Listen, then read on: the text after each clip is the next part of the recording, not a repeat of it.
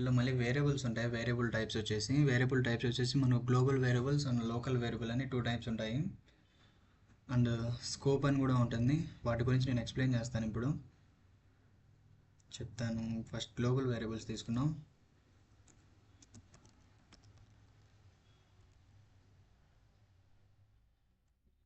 Comment చేసి x is equal 10 and function declare చేసుకుందాం.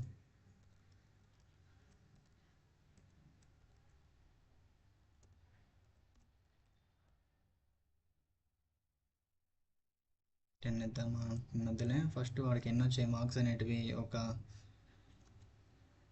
30 వచ్చాయి.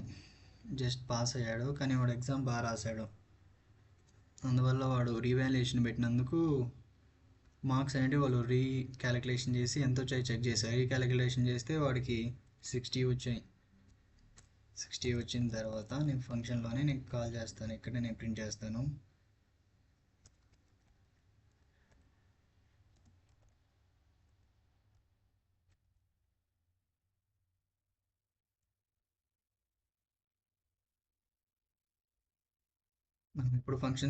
మనం ఎప్పుడు ఫంక్షన్ క్రియేట్ చేసినా ఫంక్షన్ అనేది కాల్ చేయాలి. ఫంక్షన్ కాల్ చేయకుంటే మనకు ఫంక్షన్ లోపల ఇన్పుట్ అనేది బయటికి రాదు. గుర్తుపెట్టుకోండి.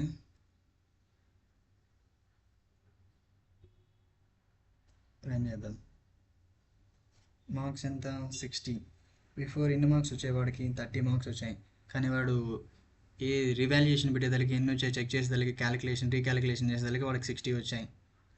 ఇలా మనం గ్లోబల్ వేరియబుల్ అనేది మనం ఇక్కడైనా యాక్సెస్ చేసుకోవచ్చు. అంటే అవుట్ సైడ్ అయినా యాక్సెస్ చేసుకోవచ్చు, ఫంక్షన్ లోపలైనా యాక్సెస్ చేసుకోవచ్చు, ఇలా బయట అయినా యాక్సెస్ చేసుకోవచ్చు. ఇలా మల్టిపుల్ చోట్ల అనేది మనం గ్లోబల్ వేరియబుల్ అనేది యాక్సెస్ చేసుకోవచ్చు. అలా కాకుండా కమెంట్ చేద్దాం. కమెంట్ కాదు, ఇలానే చేద్దాం. అలా కాకుండా ఇది తీసేసి ఇది రిమూవ్ చేద్దాం. లేదు, దానికి సపరేట్ ఎగ్జాంపుల్ చెప్తాను, మళ్ళీ ఈ రెండు కన్ఫ్యూజ్ అవ్వకుండా. ఇది కమెంట్ చేద్దాం. గ్లోబల్ వేరియబుల్ అర్థమైంటుంది అనుకుంటాను. అండ్ లోకల్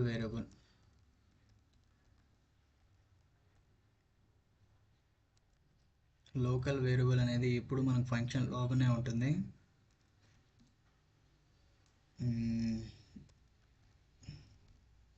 దీన్ని మార్క్స్ అని ఇద్దాంలే, ఏమన్నది. m is equal 40.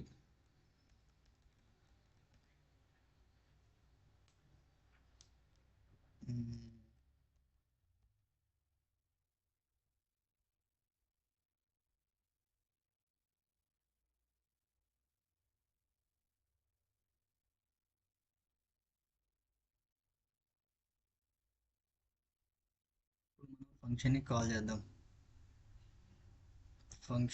చేద్దాం. అండ్ ప్రీవియస్గా మనం ఇక్కడ ఏం చేసాము, గ్లోబల్ వేరియబుల్ని మనం ఇక్కడ బయట కూడా కాల్ చేసాం కదా, దీన్ని కూడా అలానే కాల్ చేద్దాం. ఇక్కడే మనకు ఎర్రర్ చూపిస్తుంది చూడండి. దీని మీదకి వెళ్ళండి ఒకసారి. m ఈజ్ నాట్ డిఫైన్ పై లెన్స్. ఏమైంది ఇక్కడ? మార్క్స్ 40 అంటే మనం ఇక్కడ ఫంక్షన్ని కాల్ చేసేటప్పటికి మనకు ఫంక్షన్ లోపల ఉండే మార్క్స్ ఎన్ని? 40 మార్క్స్ ఎన్ని చూపించింటుంది ఇక్కడ? మార్క్స్ 40. అలానే కింద ప్రింట్ తీసుకునింది, ప్రింట్ m ఎందుకు ప్రింట్ కాలేదు? ఎందుకంటే లోకల్ వేరియబుల్స్ అనేటివి ఓన్లీ ఫంక్షన్లోనే ఉంటాయి, ఫంక్షన్లోనే డిఫైన్ అవుతాయి, బయట అనేటివి వర్క్ చేయవు. మనం ఫంక్షన్ లోపల ఏమైనా అప్డేట్ చేయాలన్నా ఏమైనా చేయాలనుకుంటే మనం ఫంక్షన్ లోపలే చేయాలి. బయట మాత్రం ఏమైనా డిక్లేర్ చేసి ప్రింట్ చేసామంటే ఎర్రర్ వస్తుంది. అలా కాకుండా ఈ గ్లోబల్ వేరియబుల్స్ అనేటివి మీరు ఎక్కడైనా క్రియేట్ చేసుకోవచ్చు. బయట క్రియేట్ చేసి మీరు ఫంక్షన్ లోపలైనా యాక్సెస్ చేసుకోవచ్చు, ప్రోగ్రామ్లో ఎక్కడైనా యాక్సెస్ చేసుకోవచ్చు. నేను ఇక్కడ ఉన్నది కదా నా ఎక్స్ అనేది, నేను ఇక్కడ కూడా యాక్సెస్ చేసుకోవచ్చు. మళ్ళీ చూడండి, ఎలిజిబుల్ అయింది చూడండి, నాకు ఎక్స్ వాల్యూ ప్రింట్ అవుతుంది ఇప్పుడు. చూసారా? Marks 60, 30, marks 40, 30. అలా గ్లోబల్ వేరియబుల్స్ అనేటివి మనం ఎక్కడి నుంచి అయినా యాక్సెస్ చేసుకోవచ్చు. ఈ లోకల్ వేరియబుల్స్ అనేటివి మనం ఓన్లీ ఫంక్షన్ లోపలే డిఫైన్ చేస్తాం. ఫంక్షన్ లోపలే మనం యాక్సెస్ చేసుకోగలిగేదానికే ఉంటుంది. అలా కాకుండా మీరు బయట వచ్చి ఇలా ప్రింట్ చేయాలనుకున్నారంటే అన్డిఫైన్ అని వస్తుంది. ప్రింట్ చేయండి. చూసారా print name M is not defined అంటే ఏం డిక్లేర్ చేసుకునేది ఎం డిక్లేర్ చేయలేదు అంటే ఎం అనే వేరియబుల్ లేదు అందుకని నేను ప్రింట్ చేయలేను అంటుంది అది అర్థమైంది అనుకుంటాను లోకల్ వేరియబుల్కి గ్లోబల్ వేరియబుల్కి అండ్ మనకు స్కోప్ అని ఉంది స్కోప్ అంటే మనకి ఏం లేదు మనం గ్లోబల్ వేరియబుల్ మనకి ఎంతవరకు వర్క్ అవుతుందో అంత ఏరియా వరకు మనకు స్కోప్ అనిగా పిలుస్తాం మనం స్కోప్ అంటే ఏం లేదండి జస్ట్ మనం ఇక్కడ వేరియబుల్ని ఇచ్చున్నాం కదా డిక్లేర్ చేసిన తర్వాత ఇక్కడ యాక్సెస్ చేసుకున్నాం కదా అలా మనం ఒక వేరియబుల్ని డిక్లేర్ చేసి ఎంతవరకు యాక్సెస్ చేసుకోగలుగుతామో ప్రోగ్రాంలో అంతవరకు మనకు స్కోప్ అని నేమ్తో పిలుస్తాం అంతే దట్స్ ఆల్ అంతేనండి మీకు ఇప్పుడు అర్థమై ఉంటుంది global variable and local variables అనేటివి ఓన్లీ మనం ఫంక్షన్ లోపలే మనం యాక్సెస్ చేసుకోగలుగుతాం డిఫైన్ చేసుకోగలుగుతాము బయట మనం ప్రింట్ చేయలేము అండ్ గ్లోబల్ వేరియబుల్స్ వచ్చేసి మనం ప్రోగ్రాంలో ఎక్కడైనా యాక్సెస్ చేసుకోగలుగుతాం ఇంకా స్కోప్ అంటారా స్కోప్ అనేది మనం ఇక్కడ వేరియబుల్ అనేది డిక్లేర్ చేసి మీరు కోడ్లో ఎక్కడి నుంచి అయినా యాక్సెస్ చేసుకోగలుగుతారు ఆ అంత ఏరియా వరకు మనకు స్కోప్ అంటాం మనం నార్మల్గా ఇప్పుడు మనం కీబోర్డ్ ఆర్గ్యుమెంట్స్ చూద్దాం స్పేస్ వచ్చేసి div data name is equal and age print కాదు రిటర్న్ చేద్దాం ప్రింటే చేద్దాం ఎందుకు మళ్ళీ రిటర్న్ నేమ్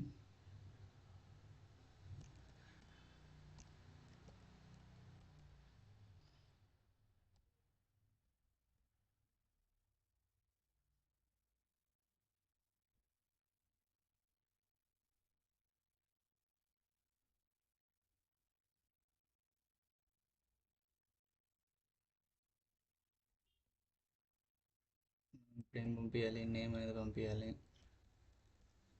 సిటీ ఇది వచ్చేసి 23 మనం ఆల్రెడీ ప్రింట్ చేసాం కదా మళ్ళీ ఇంకోసారి ప్రింట్ చేయని అవసరం లేదు మనం ఫంక్షన్ ఇన్సైడ్ ఆల్రెడీ ప్రింట్ చేస్తున్నాం జస్ట్ రన్ చేద్దాం name is equal city and age is equal 23 అర్థమైంది అనుకుంటాను మీరు ఇంకో వేరియబుల్ అన్నా ఇంకో ప్రింట్ అయినా యూజ్ చేసుకోవచ్చు ఇక్కడ స్పేస్ ఎక్కువ అయినట్టుంది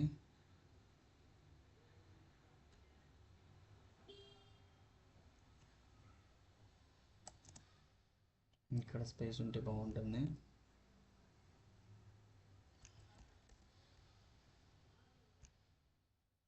ఇప్పుడు బాగా వచ్చింది చూడండి నేమ్ ఈజ్ ఈక్వల్ చిట్టి అండ్ ఏజ్ ఈజ్ ఈక్వల్ 23 మీరు ఇలా అయినా వాల్యూస్ని పాస్ చేసుకోవచ్చు తర్వాత మీరు ఇక్కడైనా పారామీటర్స్ దగ్గర కూడా వాల్యూస్ని పాస్ చేసుకోవచ్చు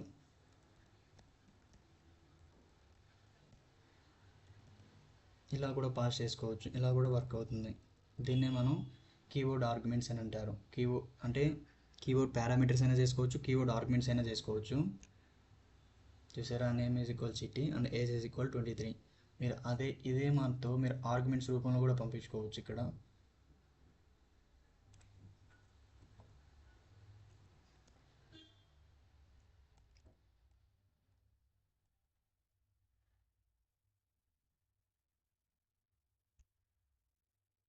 అర్థమైంది అనుకుంటాను మనకు కీబోర్డ్ ఆర్గ్యుమెంట్స్ అంటే కీబోర్డ్ పారామీటర్స్ అంటే ఎలా పంపించుకోవాలని ఇది మనకు ఆర్గ్యుమెంట్స్ అంటే values keyboard arguments and values అనేవి మనం ఇలా పంపించుకోవచ్చు మీరు నాకు తెలిసి ఇది వర్క్ అవుతుందో లేదో నాకు తెలియదు చూద్దాం లేదు వర్క్ అవ్వదు ఖచ్చితంగా మనం ఇవ్వాల్సిందే ఇలా మనకు కీబోర్డ్ ఆర్గ్యుమెంట్స్ అనేటివి పాస్ చేసుకోవచ్చు మనకు కీబోర్డ్ ఆర్గ్యుమెంట్స్ అనేటివి మనం ఇలానే అంటే ఒక ఆర్డర్ వైజ్గానే ఉండాలని లేదు age is equal 23 name is equal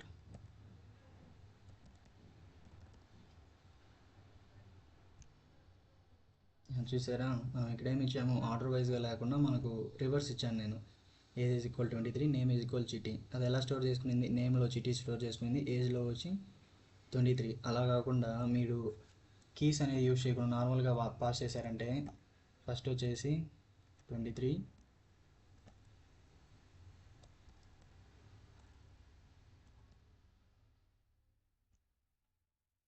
ఇప్పుడేం స్టోర్ చేసుకునింది name is equal 23 age is equal చిటీ ఇలా స్టోర్ చేసుకుంటుంది అదే మన కీస్ కానీ ఇచ్చారంటే మీరు కీస్ ఇచ్చారంటే కరెక్ట్గా మనకు ఏ కీలో ఏ వాల్యూ స్టోర్ చేసుకోవాలో ఆ కీలో ఆ వాల్యూ అనేది స్టోర్ చేసుకుంటుంది. అందుకని మనకు కీ ఆర్గ్యుమెంట్స్ అనేవి మనకు వర్క్ అవుతాయి. చూసారా, నేను అలా కాకుండా రివర్స్ ఇచ్చినా కూడా నాకు వర్క్ అవుతాయి. అలా మనకు కీ ఆర్గ్యుమెంట్స్ అనేవి వర్క్ అవుతాయి. అండ్ మనకు ఇంకోటి ఉంది, డెఫ్ డేటా. లైక్ నేను ఒక నెంబర్ ఇస్తాను, ఒక నెంబర్ ఇచ్చేసి నాకు రిటర్న్ ఏం చేయమంటాను, రిటర్న్ నెంబర్ రిటర్న్ చేయమంటాను. ప్రింట్ చేసి డేటా, ఆ నెంబర్లో నాకు మల్టిపుల్ డేటా అనేది స్టోర్ కావాలి. అంటే నేను ఏమేమి ఇస్తాను, చిట్టి 23 అండ్ 0.6 రూ, ఇలా డేటా అనేది స్టోర్ చేసుకుంటాను నేను. ఏమొచ్చింది, data take 1 positional argument but 4 were given. ఏమైంది ఇక్కడ, మనం ఏమి ఇచ్చాము, ఇక్కడ పారామీటర్ అనేది సింగిల్ పారామీటర్ ఇచ్చాము. సింగిల్ పారామీటర్ ఇచ్చేసి మల్టిపుల్ ఆర్గ్యుమెంట్స్ అనేవి స్టోర్ చేయాలనుకున్నాం ఆ సింగిల్ పారామీటర్లో, కానీ అది తీసుకోవడం లేదు. అలా కాకుండా నేను ఇక్కడ స్టార్ అనే సింబల్ యూజ్ చేస్తాను.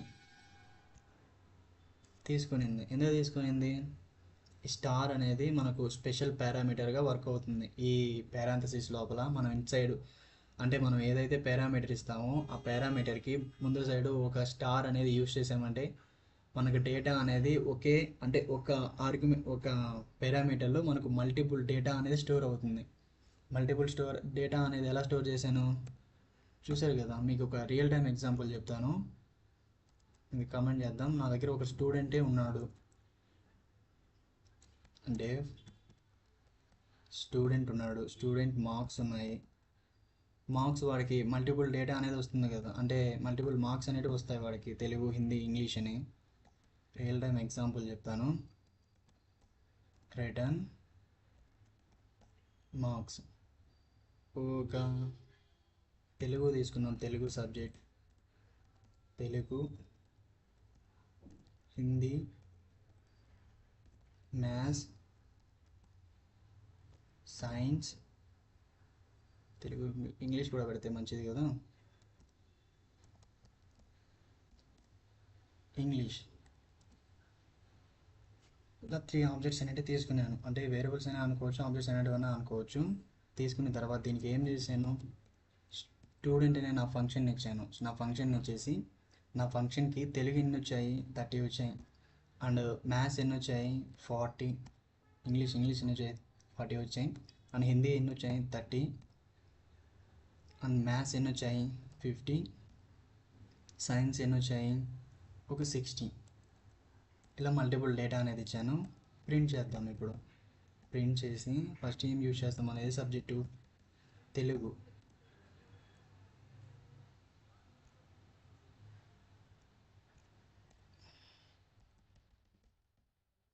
ఇక్కడ ఇద్దాం స్టూడెంట్ మార్క్స్.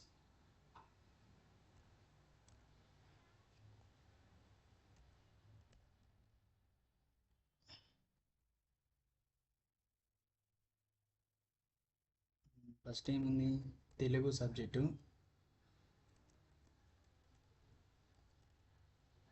సెకండ్ ఏముంది, ఇంగ్లీష్.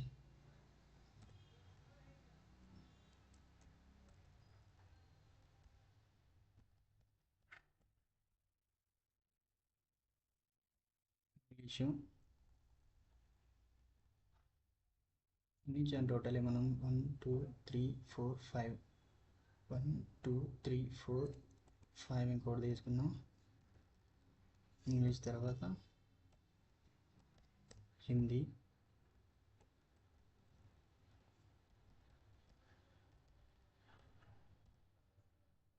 మీరు ఎప్పుడు కోడ్ రాసేటప్పుడైనా కూడా మీరు లెటర్స్ అనేది చెక్ చేసుకోండి నీట్గా. హిందీ, మ్యాథ్స్,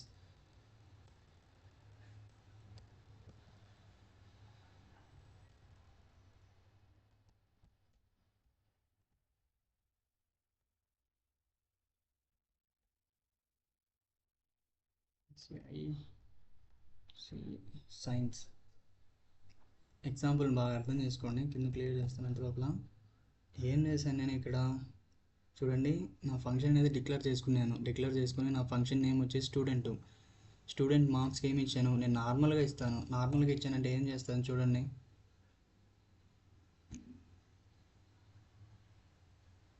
ఎర్రర్ వచ్చింది. ఎందుకు ఎర్రర్ వచ్చింది అసలు స్టూడెంట్ చూడండి. అసలు ఏంది ఇది, Telugu, English, Hindi, maths, science, అసలు స్టూడెంట్ అసలు ఏం తీసుకుని చూడండి.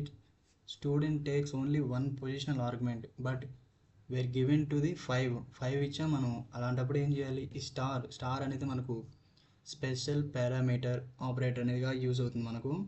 ఈ స్టార్ ఇస్తే ఏమవుతుందో చూడండి. చూసారా, students marks Telugu 30 marks, English 40 marks, Hindi 30 marks, maths 50, science 60. ఇలా మనకు ఒక్క పారామీటర్లో మల్టిపుల్ డేటా అనేది స్టోర్ చేసుకోవచ్చు.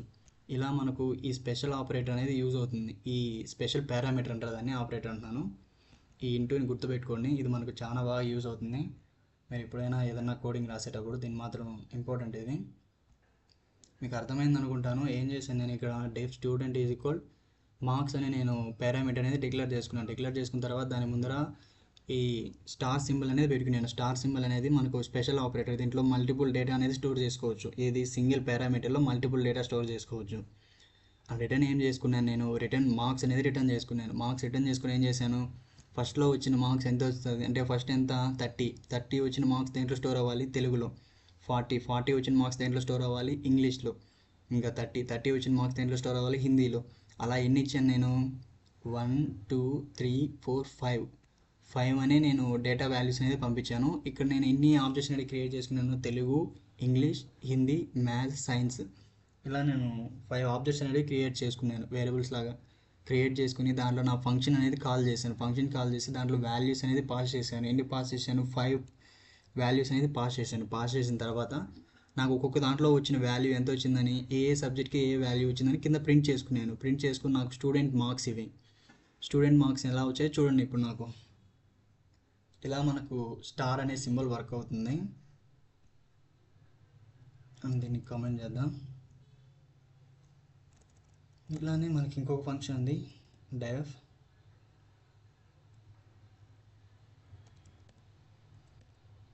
ఈ డెఫ్ అనేది మనకు కీ అనేది ఇద్దామా, డేటా అనేది ఇచ్చేసి మనకి ఇప్పుడు 2 స్టార్లు వస్తాయి. 2 స్టార్లు వచ్చేసి డీటెయిల్స్. ఈ 2 స్టార్స్ అనేటివి ఏం చేస్తాయి చెప్తాను మీకు, చూడండి. రిటర్న్ డీటెయిల్స్,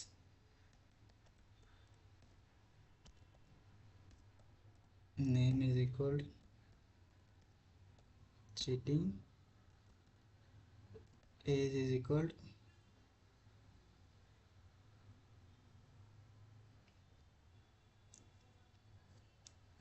ఫంక్షన్ని కాల్ చేయాలి కదా, మర్చిపోయాను. ఫంక్షన్ కాల్ చేయకుండానే పిలుస్తున్నాను.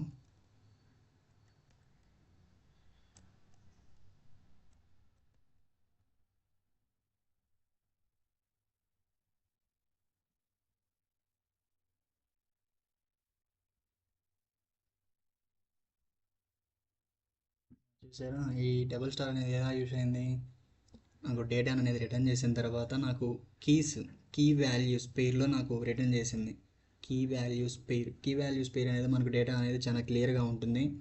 మనం ఏమి ఇచ్చినా కూడా చాలా క్లియర్గా మనకు డేటా అనేది షో చేస్తుంది. మనం ఇక్కడ ఏమి ఇచ్చాము, ఇక్కడ మళ్ళీ మనం ఇక్కడ నేమ్, ఇలా నేను నేమ్ అలా అన్నీ ఇవ్వలేదు. చూడండి, ట్రాష్ బ్యాక్ చూపించింది. ఎందుకు చూపించింది, అది నాకు కీగా కన్సిడర్ చేసుకునింది. అలా కాకుండా ఇక్కడ నాకు ఇంకా ఏమైనా ఎంచుకుంటాను నేను.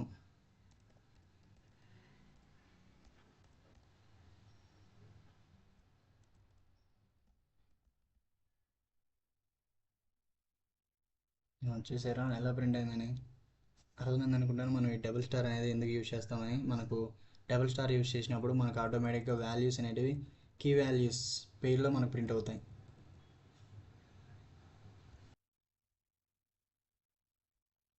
ఇంకొక ఎగ్జాంపుల్ చెప్తాను, దీన్ని కమెంట్ చేద్దాం.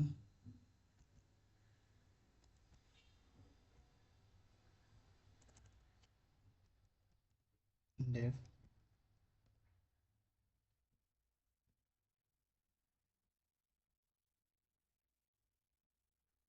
డీటెయిల్స్ ఇద్దాం.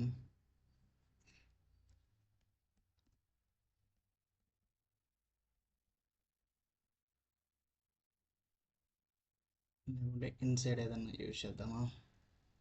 ప్రింట్ అనే ఫంక్షన్ యూజ్ చేద్దాం ఇన్సైడ్. మనకు నచ్చిన డేటా అనేది ఇవ్వచ్చు. లైక్ సపోజ్ 1 పర్సన్ ఉన్నాడు, సిట్టింగ్, ఏజ్ వచ్చేసి 23,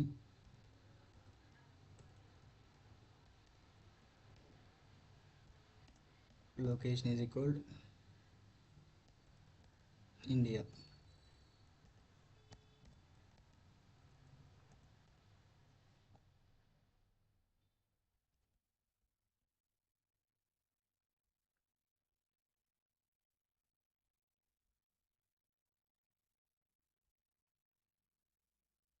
హ్యాష్ ట్యాగ్ కిందకి ఇచ్చిందబ్బా ఇది.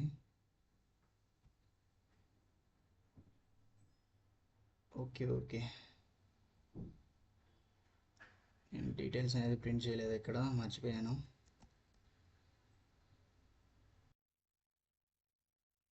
ఇది రిమూవ్ చేద్దాం.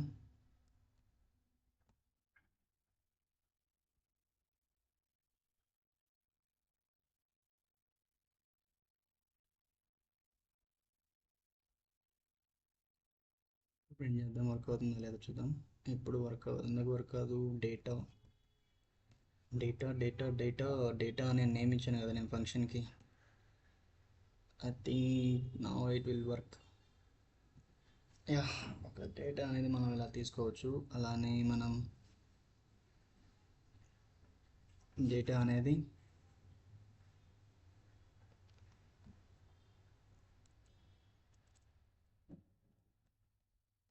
ప్రింట్ చేద్దాం.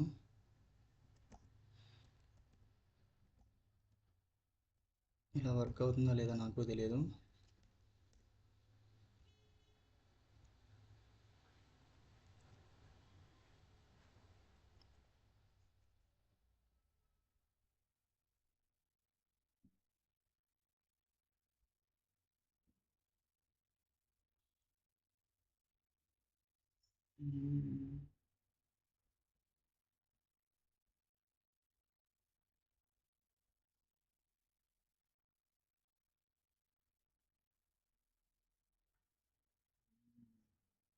అవుతుంది, వర్క్ అవుతుంది.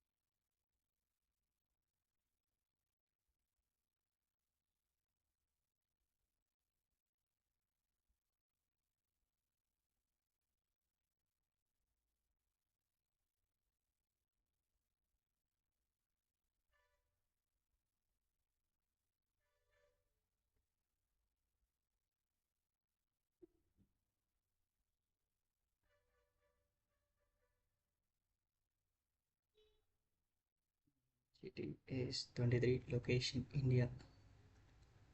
మనం ఇంత ప్రింట్ చేయాల్సిన అవసరం లేదనుకుంటాను.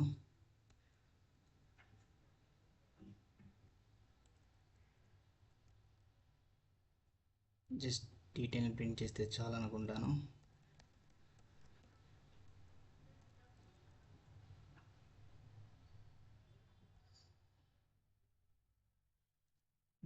డబల్ స్టార్ అనేది మనకు కీబోర్డ్ వాల్యూస్ అనేది రిటర్న్ చేస్తుంది. మనకు డేటా అనేది స్ట్రక్చర్లో ఉంటుంది. ఇది మనకు చాలా ఇంపార్టెంట్. తర్వాత సింగిల్ స్టార్, డబుల్ స్టార్ అనేది మనకు డేటా అనేది నార్మల్గా సింగిల్ స్టార్లో అనేది సింగిల్ పారామీటర్లో మల్టిపుల్ డేటా అనేది స్టోర్ అవుతుంది. అదే డబుల్ స్టార్లో అనేది మనకు వాల్యూస్ అనేది కీ వాల్యూస్ పెయిర్గా స్టోర్ అవుతాయి. అర్థమైంది అనుకుంటాను. ఇది అర్థం కాకుంటే కామెంట్ చేయండి, నేను మళ్ళీ ఎక్స్ప్లెయిన్ చేస్తాను దీని గురించి. న్యూ టాపిక్ రైజ్ చేద్దాం. ఇప్పుడు మీకు ఫంక్షన్ నుంచి ఒక ఎగ్జాంపుల్ అనేది చెప్తాను.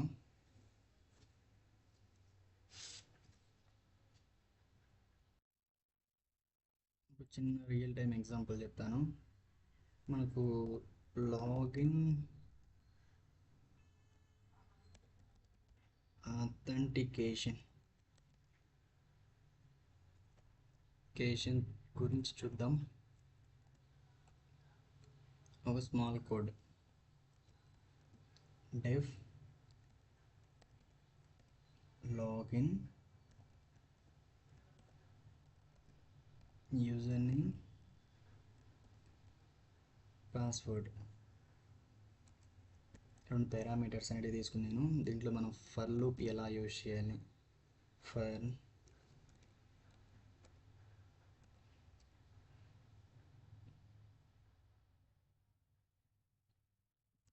అటెంప్ట్స్ అయితే ఇన్ రేంజ్ 3. ఏం చేశాను, ఫర్ అటెంప్ట్స్ ఇన్ రేంజ్, ఎన్ని రేంజ్ 3 అయితే user is equal input enter user name and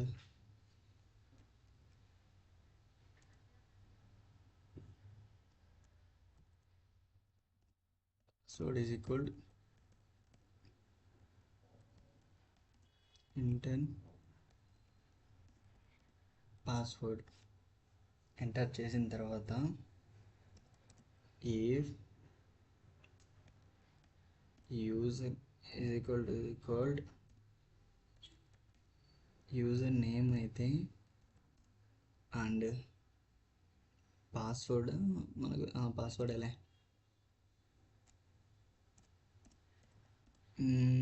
ఏమి ఇచ్చిన పాస్వర్డ్ అయితే ప్రింట్ లాగిన్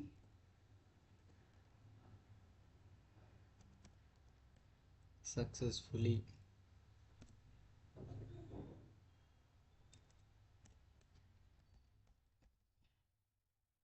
కాకుంటే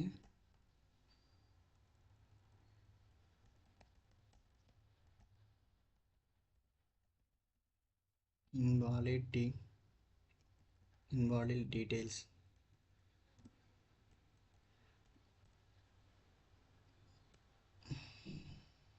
ఒకవేళ అదే కాకుంటే మనకి ఇక్కడ ఏమి ఇచ్చినాం, ఫంక్షన్ అనేది ఫంక్షన్ కాదు, ఫర్ లూప్లో అటెంప్ట్స్ ఇన్ రేంజ్ అంటే 3 కంటే ఎక్కువ చేశాడంటే మనం ఇక్కడ ఇన్సైడ్ ఏమి ఇచ్చాం, ఒకవేళ కరెక్ట్గా చేశాడంటే మనకు లాగిన్ అవుతుంది, కరెక్ట్గా చేయకుంటే మనకు లాగిన్ అవుతుంది. మీకు ఇంకా కోడ్ అంతా రాసిన తర్వాత చెప్తాను.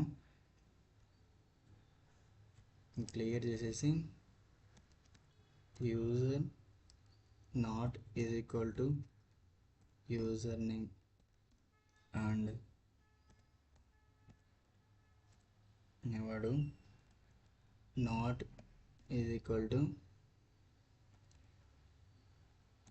పాస్వర్డ్ అయితే ఆర్ ఇక్కడ కొంచెం తప్పు రాశాను. ఈ కోడ్ అనేది నార్మల్గా అయితే ఇక్కడ రావాలి, మీకు చెప్తాను. ఈజ్ ఈక్వల్ టు 3 అయితే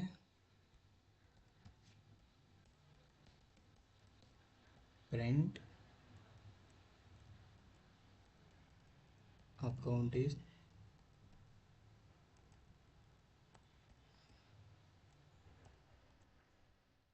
ఈజ్ లాక్డ్ మెనీ అటెంప్ట్స్.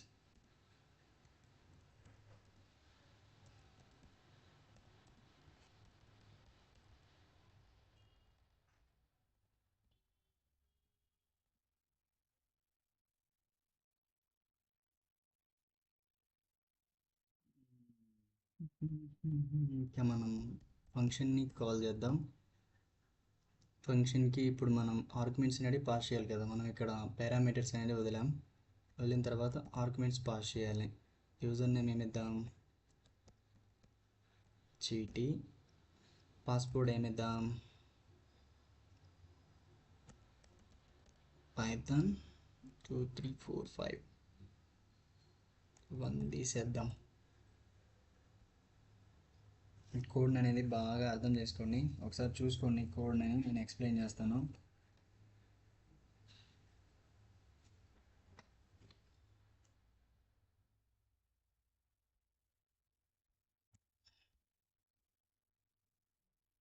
మనకు బ్రేక్ అనేది ఎప్పుడు ఫర్ లూప్లోనే వర్క్ అవుతుంది.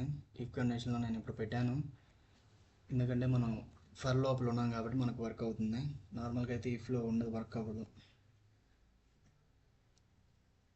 చూసుకున్నారా కోడ్ అనేది? ఇప్పుడు నేను ఏం ఫంక్షన్ ఇచ్చాను, def login user name and password, 2 parameters అనేటివి నేను ఇక్కడ డిక్లేర్ చేసుకున్నాను. డిక్లేర్ చేసుకున్న తర్వాత ఫర్ అటెంప్ట్స్ ఇన్ రేంజ్ అంటే ఇక్కడ ఏమవుతుంది, డైరెక్ట్ ఇన్సైడ్ వస్తుంది.